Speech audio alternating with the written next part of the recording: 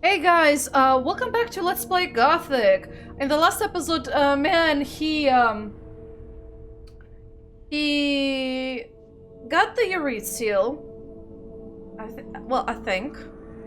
Or am I mistaken?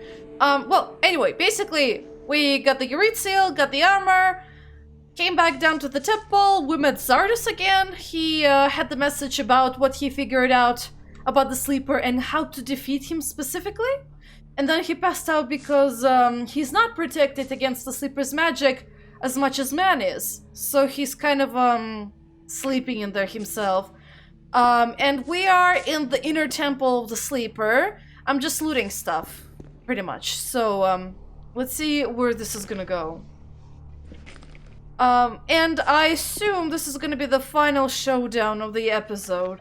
I really wanted to make it into a one-part episode, but I have a lossless files when I make a Gothic Let's Play, so I don't have enough space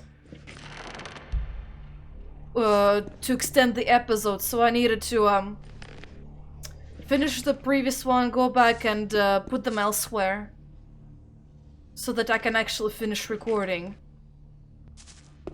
Yeah, and right now we're picking up a whole lot of potions that'll make us strong as an ox, if not already, and as dexterous as a leopard. Maybe. I'm not sure if that's a good comparison, though. But anyway. Mana is what's extremely important to me right now, I'll be honest. And strength. Mana and strength. And health. Dexterity I don't really care about too much, so that can go into the gutter.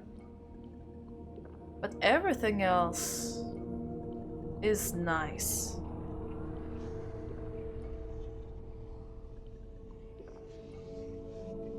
Okay, drank everything. And yeah, I decided to go along with the torch just because it doesn't extinguish whenever I have to quick load. So, or just load in generally. So that's why. Okay, Zardus is going back to sleep. I see. And the only way I need to explore is this one, but I assume it's gonna lead straight into that lava room. It's just I might not have to hop over anything at this rate. Now, I gotta be careful because there might be, there they are. The apocalyptic disciples. Templars.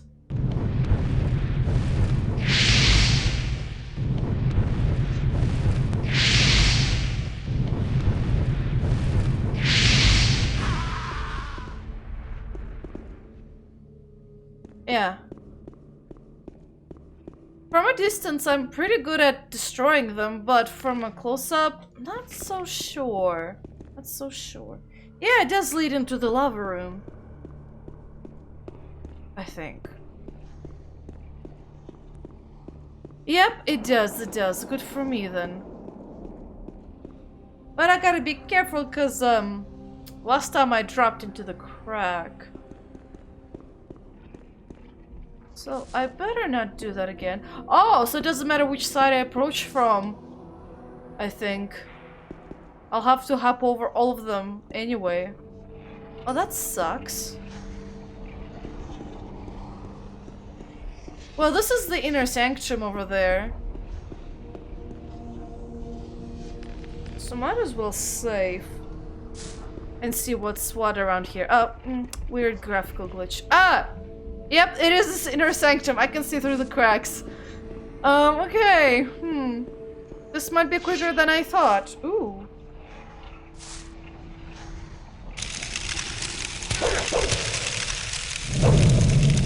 You like my wave of death? I'm pretty sure you will. Wow! That's just one-shots you. Oh, wow. Okay. I should have just went with that instead. Well. Where's the rest of your kind? Where are you? I really want to do a wave of death on you.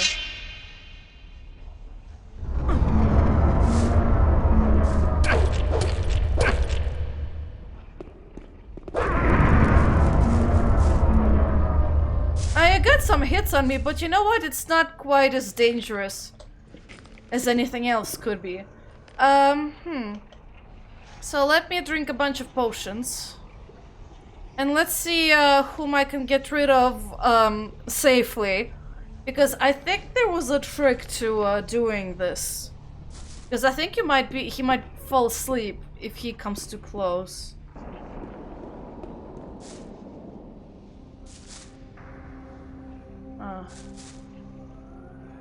Don't see anyone here. Oh! Mad Korgalam. At last, we meet again. My master has already told me of your arrival. He can sense that you are near. I'll soon be nearer to him than he would like me to be. We will not let you foil our plans. The world is about to witness the awakening of the Redeemer, and nobody can stop him. All the infidels out there will pay the price, and you shall have the honor of being the first to pay. Sleeper, awaken! Sure. Oh my gosh, that's so killer.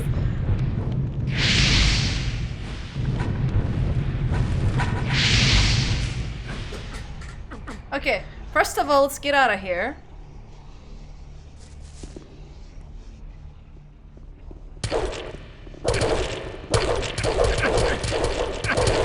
Ah, I didn't do it quick enough. Dang it. Okay, so I'll have to listen to his drivel again. This was hilarious because did not expect to go into the conversation just like that. Oh wow, the sleeper is huge, by the way. At last, my master, he can. I'll soon. We will not. Okay. Yeah, sleeper, awaken, yabbity yabbity ya. Oh, well, he's going after me himself. Isn't that nice? I'll just ice block him once he reaches me. Well, don't you love me?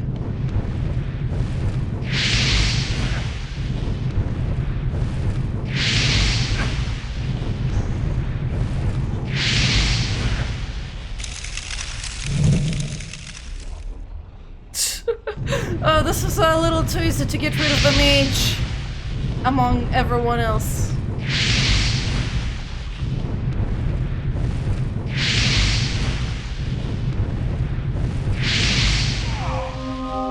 Okay. Oh. Okay, I think I managed to do it without raising the novice's suspicions. But man, that encounter, it's so weird. Hi there.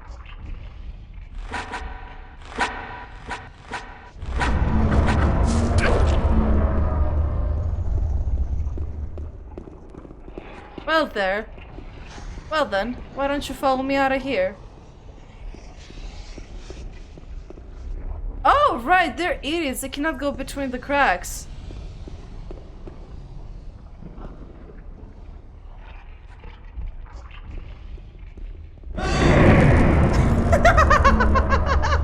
Goodbye! Oh gosh, I sounded like a mad scientist. Woo! Goodbye! Goodbye! Oh, are they sure I'm not the evil one? Or rather, the insane one. It did say Mad Korgalam. Ooh. Well, there's more of them.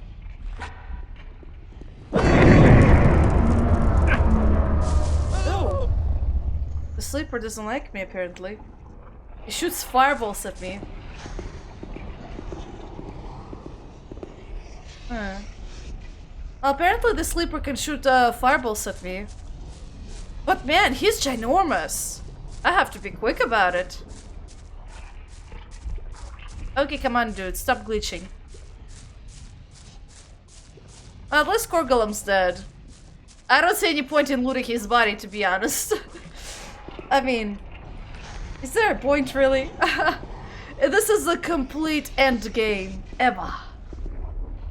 Oh, why do I have Death to the Undead? Okay, all the disciples are dead. There is only just the sleeper that I need to deal with. Oh! I can hide behind here then. Okay! I just need to go and pierce those hearts and I know exactly where they are. This will give me speed for 2 minutes, so... in I go.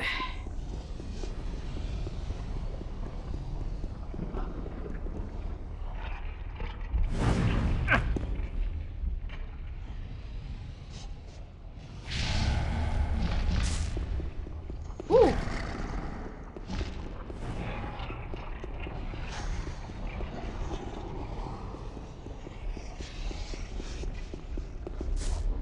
Oh, the demon's attacking the sleeper.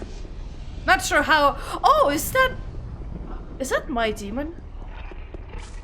Well, it helps me if he attacks the sleeper instead of me.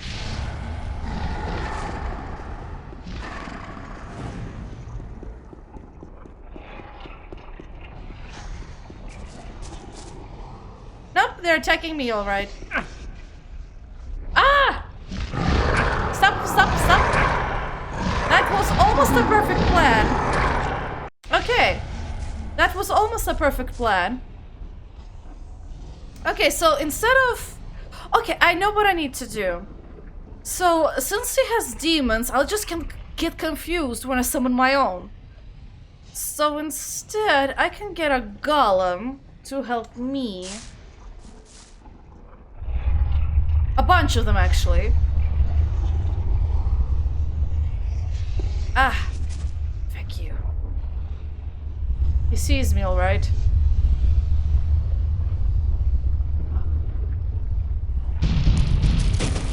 Okay, one of them is here. I can summon another one.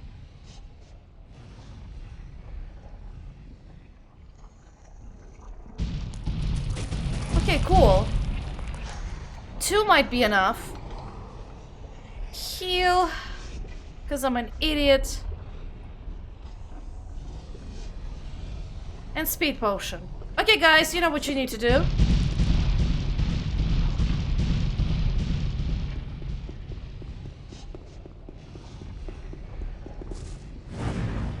Ah!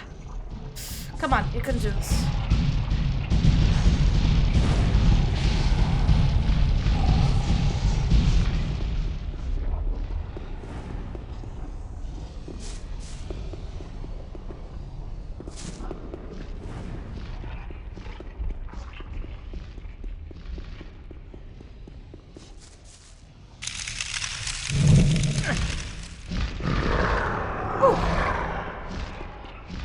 Alright.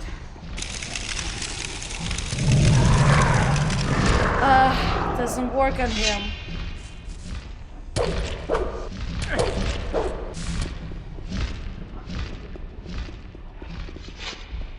Whoops.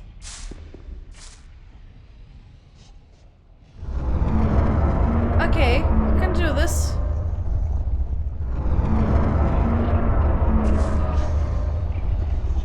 Okay, he got stuck. That's perfect. I don't need any more demon lords, to be honest.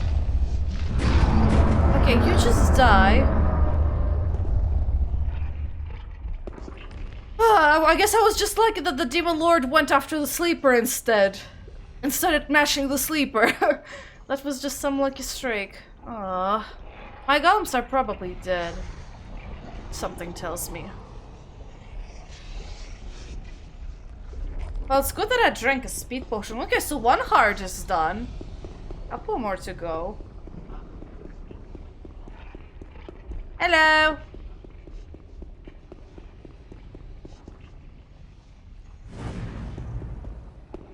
Oops. Come on, pierce it.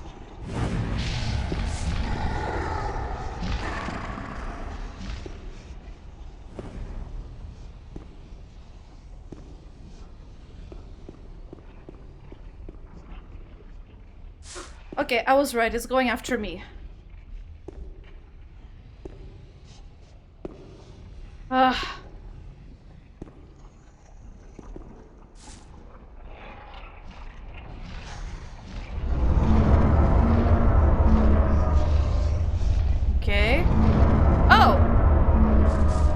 before I ever did now.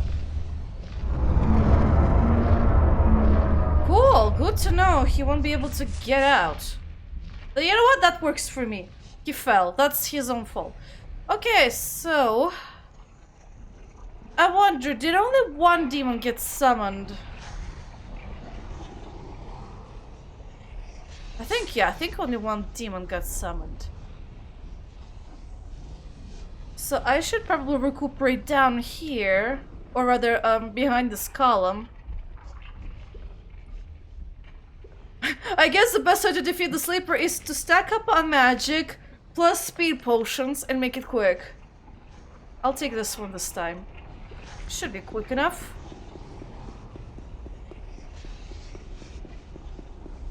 Come on.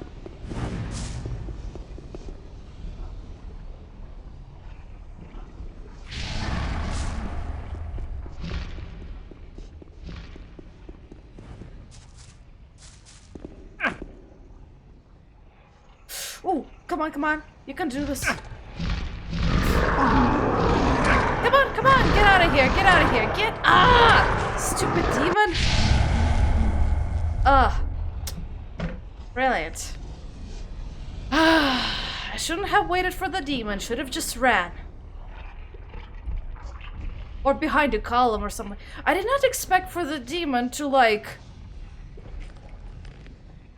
exude fire as well. That's so annoying. The most annoying effect ever.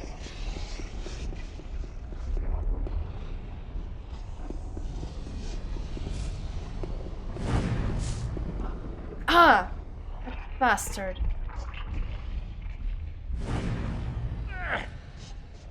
Okay, now I'm forever on fire. Isn't that brilliant? Well, I can't think of summoning a golem with one that might distract it enough.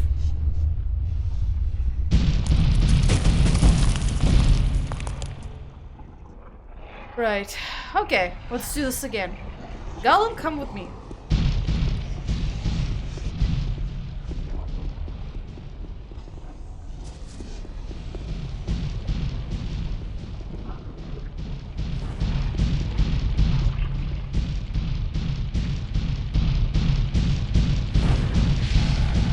Okay. My golem was able to take the fire instead of me, which is good. Ah! No! No, no, no! Get out! Get out! Get out! Get out! Get out! Get out! Please, please, please, please! Oh, no! This is me crying in defeat. Okay, this is taking far longer than I wanted to be. Ah! God damn it! I'm always afraid the demon won't follow, which is why I stayed at distance. Okay, Golem, come with me.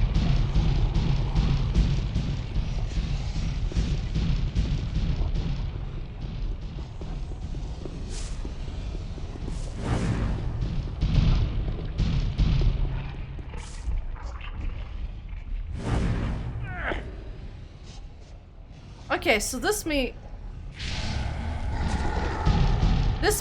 gets me out of fire.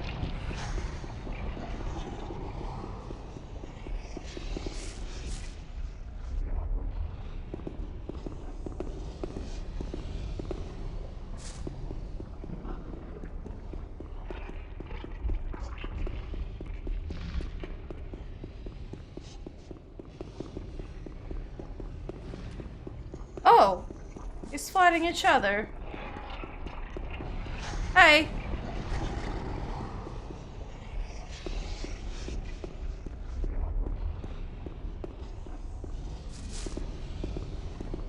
Okay, he's coming.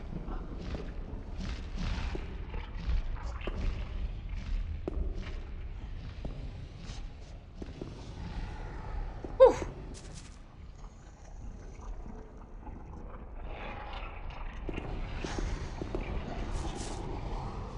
Okay, come on, come at me. You're gonna experience the wave of death. Like your body down there.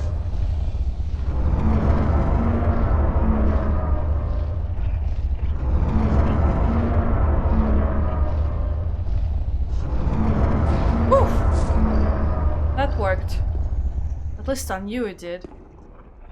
Ugh, I forgot there were demon lords coming out.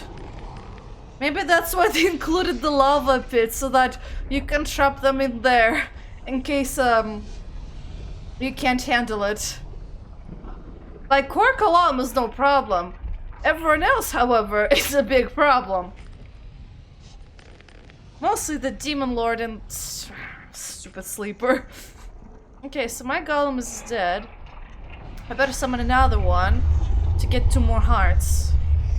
I just need to literally summon anything at this point to make sure that they grab the fire instead of me. Okay, come at me. Come with me, rather. Hello!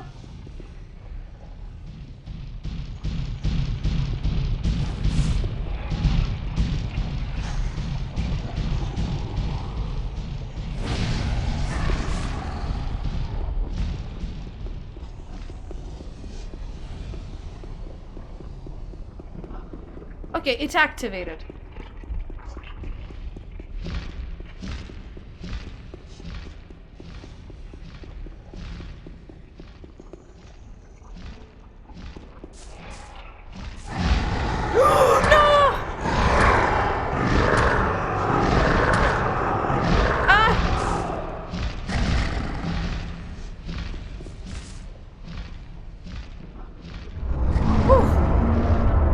Okay, stay there.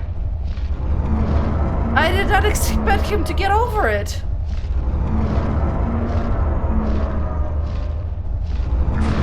Oh, one more to go. One more to go. Oh gosh. This is just a way to calm myself. Oh. Okay. One more heart and I believe that's it.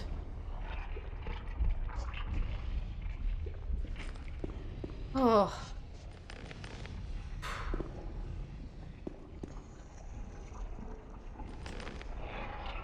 I don't think I need a golem anymore, but I would prefer a speed potion.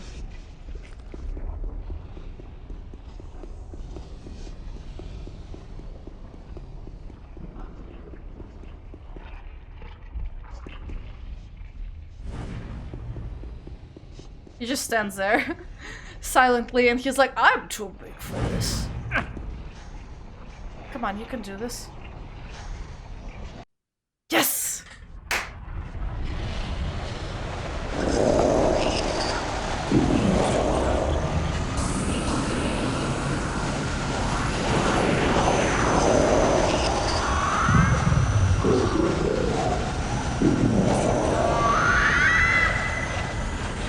Oh, the noises it makes though.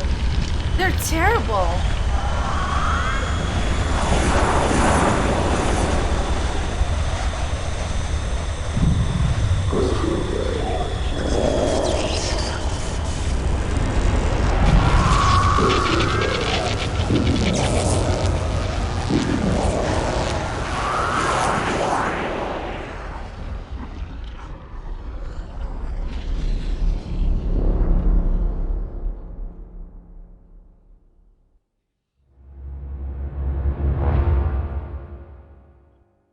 When the sleeper was banished into his own dimension, I returned to daylight. The magic barrier had fallen. But for me, the adventure had only just begun.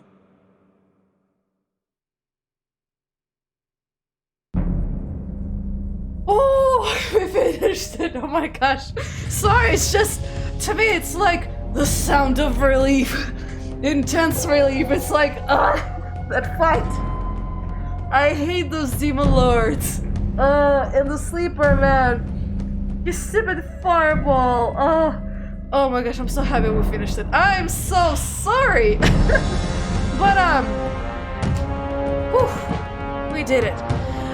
Anyway, wow, but, we banished the sleeper. We didn't exactly kill him, we just banished him, I believe. I'm not exactly sure how it works, but I assume that the 5 shaman hearts in a way sustained him in the mortal realm. So once you destroy them, I guess he is gone. Either that or they just give him magical power and something else happened. But wow, the noises he made are creepy. And he's a creepy creature in general. Anyway, my gosh, my favorite game. You know, I really like how they did the sort of this organic design with, I would say the factions, especially the communities and the societies, and the way that you gain the quests in an organic way. It's as in, you don't directly, for example, approach a villager and say, "Hey, you! Yes, you! Come and, I don't know, gather this and that for me." Why? Because I told you so. It's not like that at all in this game. Well, generally. In this game, it's more like, you know, you do something for the other person and he pays back the favor, but you also find out about the quest by talking to the person and not necessarily just being handed down like an order from a commanding officer, for example. You know, it's more like you have to get to know the person, and whenever you try to talk to them, they're weary of you, if you noticed. Because obviously they don't know who you are. It's just normal human reaction and stuff like that. Yeah, that's one of the things. But specifically about the factions, I really like the fact that regardless which faction you join, oh, and the game closed because I finished it. But anyway, I'll just keep talking then. I really like how, if you noticed, each faction has fairly good flexibility with classes. As in, you can actually be a mage in every faction, I think. Maybe except the swamp camp, because I don't remember if you can actually become a guru or not. I think you can. I mean, you can obviously use the runes and everything, but but still, you get the magical flexibility in that regard. You still have spells, you still have magic, almost regardless whichever camp you join. That is, if you know, if I'm correct about the swamp camp, because I never played as a guru before, so I don't really know. I did play as a Templar before, though. Yeah, and in that regard, it's like it makes you feel like your choices aren't necessarily restricted by class only. You can join any faction regardless which class you choose to play as, and stuff like that. And spell scrolls are really a treat in this game, although I never really used almost any of them because, well, I mostly prefer to smash things at first with my sword, and then once I got very adept with magic and mana, that's when I started using my runes, so some of the scrolls became irrelevant, except the summoning ones, of course. But man, why did my summons didn't work? Like, they worked perfectly last time I played the game, which was maybe years ago, actually. At least this game. In the second game, I used more of the summoning scrolls than in the first game, I believe. Like, I used a lot of summoning goblin skeletons to help me with some monsters who were really slow at dodging. And by slow dodging, I mean they were turning really slowly. And the goblins are so quick that, you know, it's hard to attack them and see them and stuff like that. So I guess maybe in the second game, magic in general is probably more flexible. At least it feels more fleshed out in the second game, and then in this one.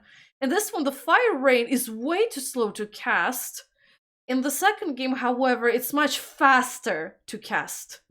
And it's more lethal too, because if you cast Fire Rain in the second game, you usually kill normal orc warriors.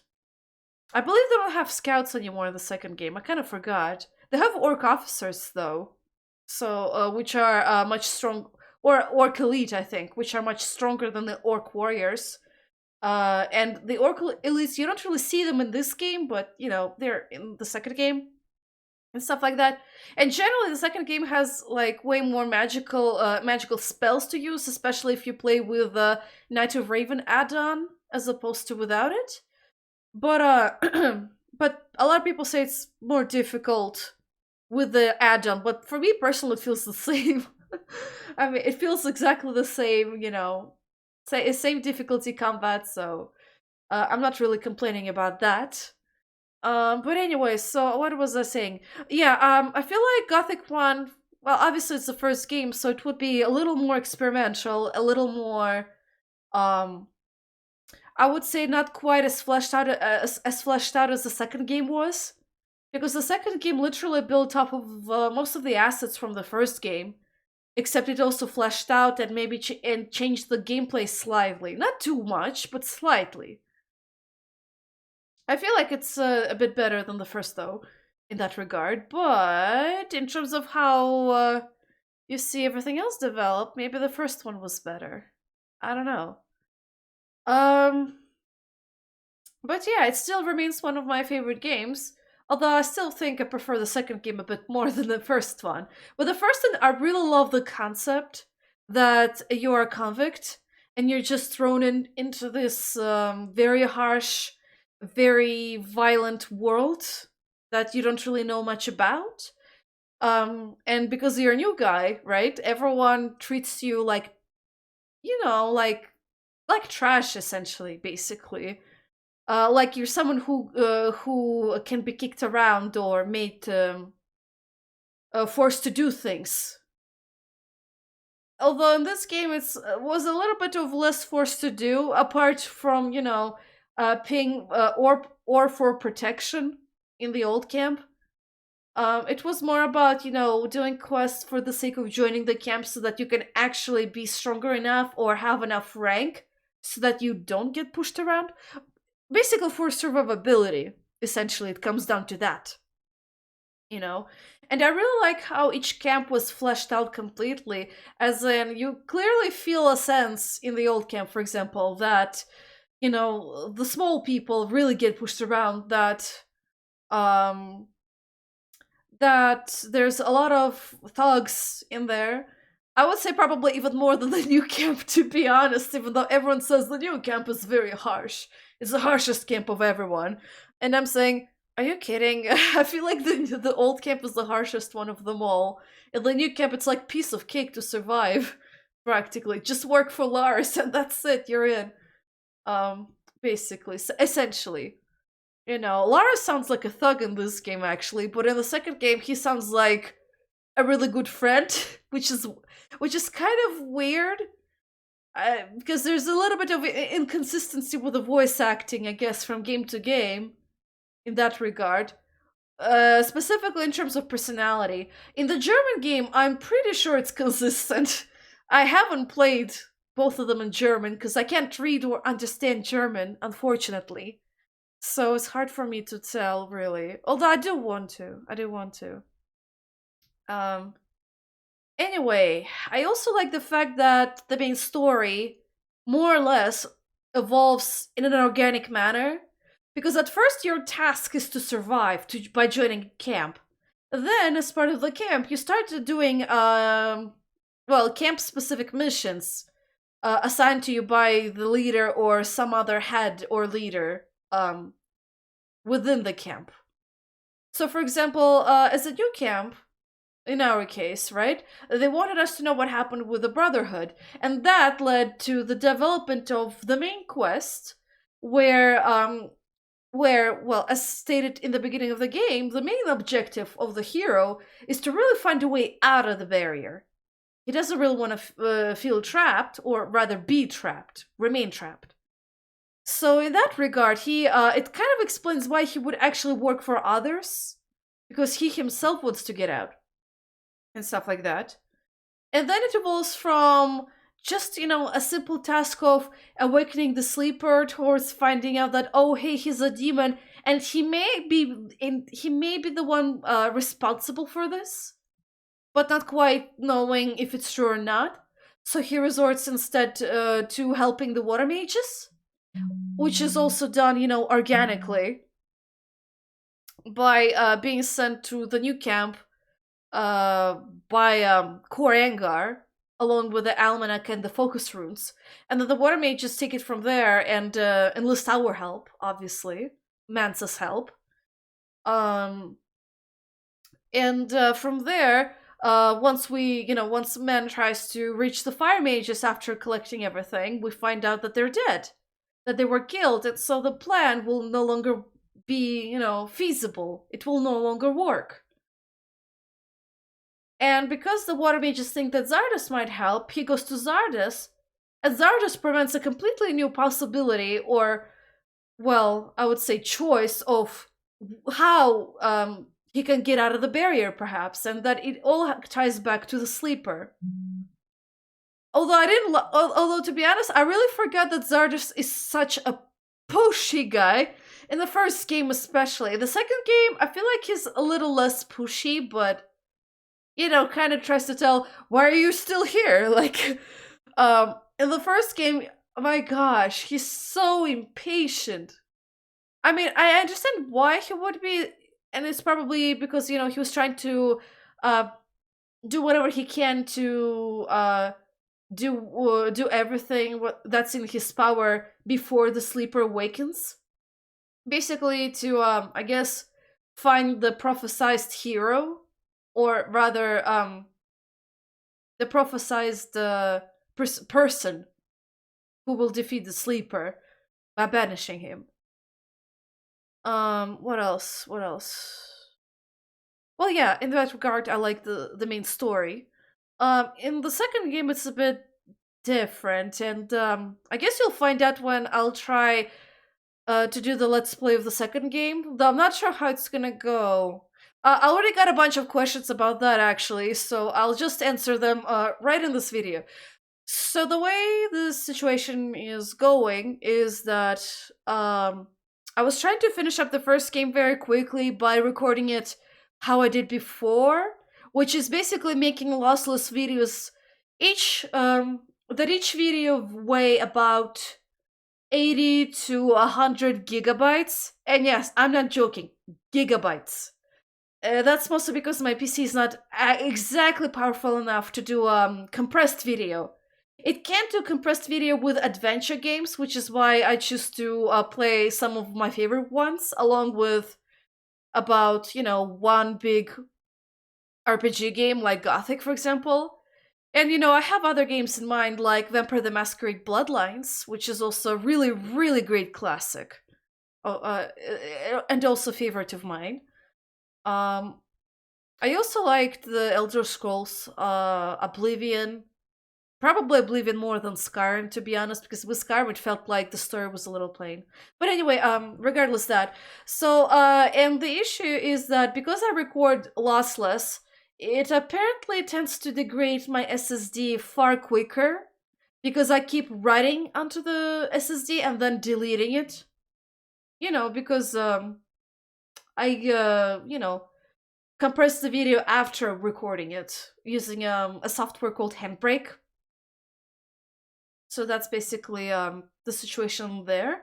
So in order to avoid degradation, I was thinking of maybe doing a live stream of Gothic 2 that will probably go both onto my Twitch and YouTube, and then edit the stream video post-production on YouTube, because YouTube has an editor that allows you to trim the video, so that if I'm taking too long doing unnecessary things or getting stuck, I can just trim them from the final video that comes out, and the content would be more or less the same, or should be more or less the same quality as the first one, except maybe the bitrate will be far, far lower than in the first game.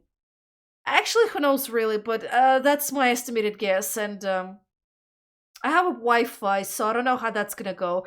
I'll probably just have to do a test stream and see how it goes, and if I get any audience to tell me how it actually, looks and feels, and if it's doable or not, to let me know. And I was planning to make a social media account so that I can, if a video gets delayed or something like that, I can post it. I'm just not exactly sure where yet. I'm still exploring my options. But once I do, I probably will let you know. Anyway, guys, so thank you for watching my Let's Play. I was actually very surprised to see that a lot of people seem to like my Gothic Let's Play. I was just surprised because there's not a lot of people from the English audience who still know about the game or even play it. So, yeah, it was a really pleasant surprise for me to see any traction at all on this game in terms of clicks and views, I guess. Like, really surprised. Um, so I'm very glad that there's still people who play the game, who love the game as well, who are interested in the game. Because to be honest, so far, for me personally, none of the modern games have ever been compared to Gothic at all. The only game I ever like can go back and replay almost like 10,000 times is probably Gothic 1 and 2. I don't see myself replaying, for example, Elder Scrolls as much.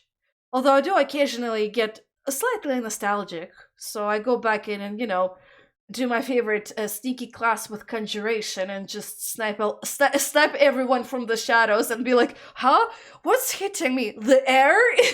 Is the air hitting me back? I didn't see anything. Huh, must be weird. Oh, hey, looky here, there's a skeleton. Oh, but still, yeah.